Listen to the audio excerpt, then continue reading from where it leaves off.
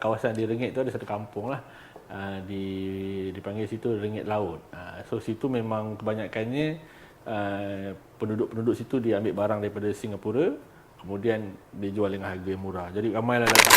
Biasanya kalau orang sebut perkara, oh Rengit tempat yang jual barang tu ke, yang second hand tu ke? Ya. Jual barang apa? Dia ada barang-barang perabot yang ambil daripada Singapura, Ustaz. Dia jual yang barang-barang bukan murah. ada satu kedai ada nama ada bos apa tu yang Tok and Glamour tu. Pun ada juga.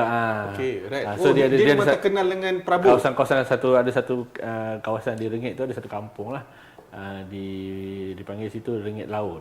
So situ memang kebanyakannya penduduk-penduduk situ dia ambil barang daripada Singapura, kemudian dijual dengan harga yang murah. Jadi ramailah datang. Saya ingat masa saya kecil-kecil lagi, kawan-kawan pun ramai kat situ. Memang ramailah, banyaklah kereta, lori, van datang kat situ. Ada yang beli perabot, barang rumah.